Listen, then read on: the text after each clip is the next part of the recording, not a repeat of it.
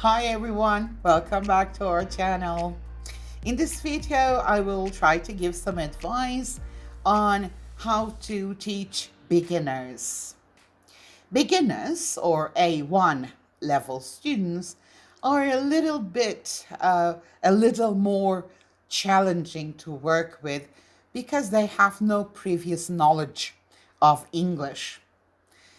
They will be coming to you like a blank sheet, sometimes without even knowing their ABCs or numbers, or common phrases such as hi, hello, good morning, my name is, what's your name, that kind of thing. They won't know basics of the language that you're teaching. They wouldn't know how to make a sentence, how to ask a question. Well, then we have false beginners who think they know English because of their past exposure.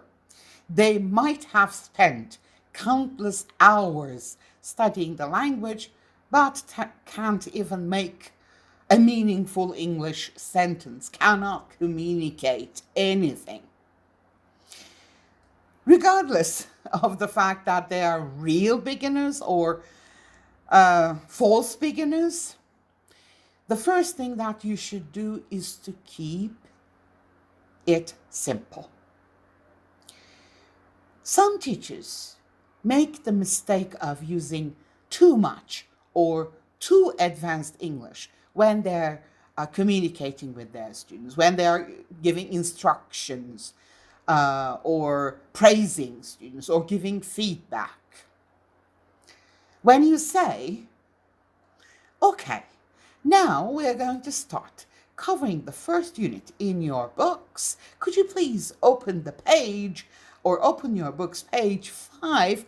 Your students will feel depressed, scared, and frustrated because it would sound like nonsense, blah, blah, blah, blah, blah.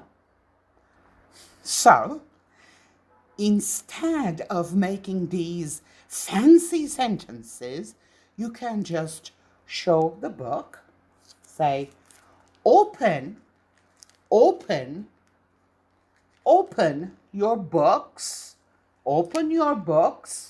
page 5. Or you can write it on the board with the number. They will not have any problems. So the second point is kind of overlapping with this one because you need to use a lot of body language, gestures, hand movements, realia, or other visuals, anything that can clarify meaning. Let's assume that you want to keep them quiet.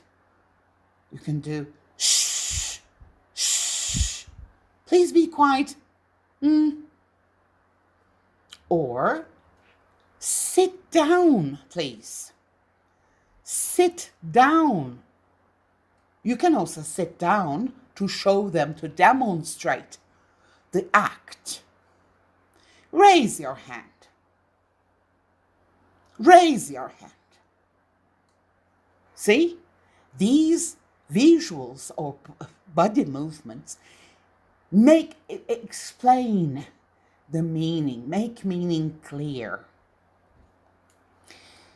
Students will better understand what you're trying to say if you use visual cues rather than pouring a lot of words and fancy sentences in their direction.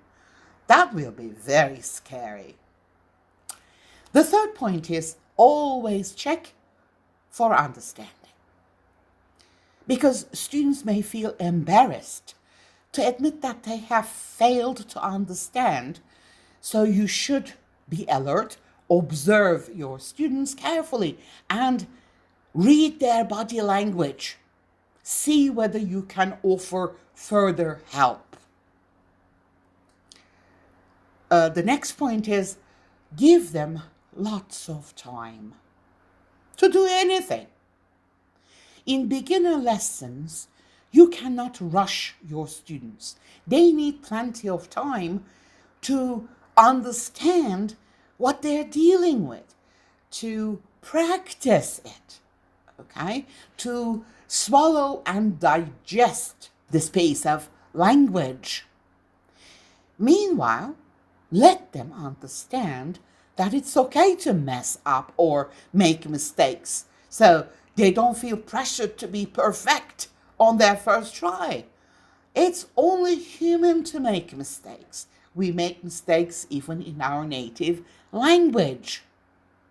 The fifth point is always use positive reinforcement. Try to create a friendly atmosphere in the classroom by praising your students often, even when they make mistakes. The atmosphere in the classroom has to be supportive.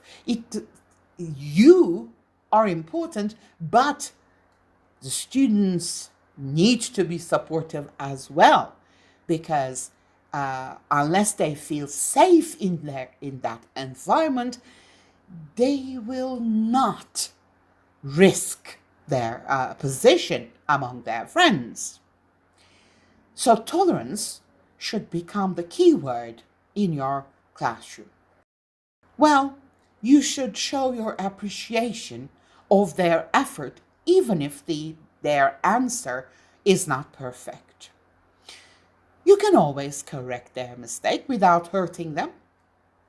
For beginners, correct modeling is very important. So, when a mistake occurs, don't let it slip by. Correct it immediately. Repeat the answer correctly. Let's assume that student answered your question saying, Ayşe like bananas. Do not give negative feedback. Do not say, no, that's not correct. Just acknowledge the effort, the courage to talk, to speak up. So go like, okay, good. Ayşe likes bananas. Ayşe likes bananas. Repeat as many times as possible. Okay? Sixth point is be fun and have engaging and interesting activities and tasks. Just because they're beginners, you don't need to stick to the book only. You can always bring games, songs, real-life tasks, art and craft activities, etc., appropriate to their level. They have previous world knowledge and experience. Encourage them to use their background knowledge and experience. For example, give your students a short interview sheet.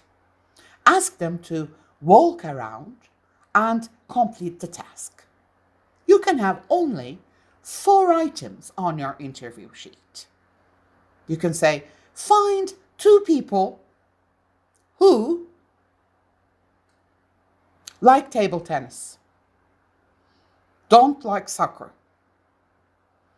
like swimming, don't like jogging. You can make it a little bit harder by bringing some restrictions. You cannot use the same name for all of them, okay? Bringing some limitations will make the task a little bit harder. But if you don't want to scare them, keep it simple. They're going to take baby steps. Learn slowly. You need to be patient. They also need to be patient. Another example, you can ask them to work in pairs, 2 students working together. Each student gets a flashcard with a vocabulary item that they have learned recently. But they cannot show the card to their friend.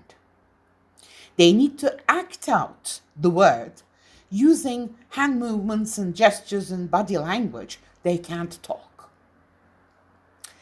The other student, the other pair, has to guess the word before time runs out. The time can be like 1 or 2 minutes. Don't make it too long. There needs to be some challenge in the task. The students then switch roles so that the first student gets the guess and the second student has to act. An example can be this. So student A has a picture of a swimming cap, and the name should also write there, just as a reminder. And student B can have the other picture, other flashcard, with goggles on it. Okay? So they cannot say anything, but they can act it out, like swimming. Mm-hmm.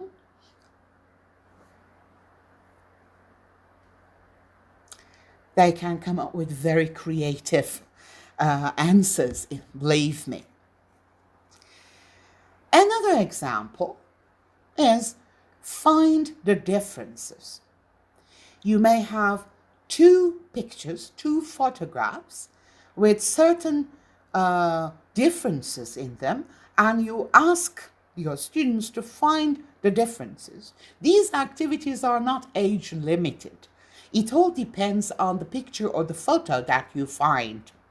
If it's a very simple picture with only, for example, toys on it, it can be for young learners. But for example, with this one, where you have an airport scene, you can use it with adults or young adults. Another one is using a picture with some mistakes in it. And you can say, can you find 7 mistakes in this picture? Okay, these are games suitable for young adults and adults as well. Another game-like activity is categorization. With this one, you can encourage your students to work in pairs, or they can do it individually. You give them a table like this one, where you have categories such as birds, insects, mammals, etc. And you give them another set of pictures and ask them to write the animal in the correct column. Here are the animals. Okay. This is a little bit challenging, but you don't need to worry about unknown words because you have visuals there. So even if they do not know the meaning of robin, they can easily understand it. It's a kind of a bird, so they don't need to worry about it. Beginners teachers should stay away from only following the book or using lessons from textbook alone kind of idea. Teaching the students what is dictated in the textbook tends to be boring and may become monotonous after a while. Bringing a different activity, appropriate to their level, of course, will bring some joy, some color to the classroom, and students will love that because it will be a change for them. As you can see, a teacher sticking to the book only causes this kind of classroom atmosphere, because students can read their book by themselves. They don't need the teacher to read their book. Classroom time is valuable. In fact, we don't want to waste it. These beginners should be given a chance for experimenting what they have learned, doing projects, and tasks, being creative and using critical thinking skills. And they cannot do that or those if you're just reading from the book or if you're just following the activities in the book. Having that kind of experiment with the language will help students develop their language competence and performance. And of course, you should also try to include technology in your lessons. I can't imagine the new generation being without technology, in fact. As you can see here, we have a group work where students can learn from each other. And as you can see, they are engaged. They are active. And here you see a group of young learners working together. Don't worry, there will be some native language in the group work. No problem at all. Don't worry about that. The outcome will be in the target language. Another warning I need to give is you should avoid continuously sitting down and teaching from your desk. Beginners need a lot of help, so you should stand or walk around so that you can easily observe your students and see if they need any help or not, and then approach them to offer your help. Don't find excuses to switch to your native language or translate. Just because they are beginners doesn't mean that you need to teach English in Turkish. Stick to the target language. Make sure that the language that you use is simple, consistent, and accompanied by plenty visual cues. Your students are clever enough to understand what is being said. Well, that's all for this video. Thank you very much for watching. Please don't forget to like this video and subscribe to our channel for more videos. Take care. Bye.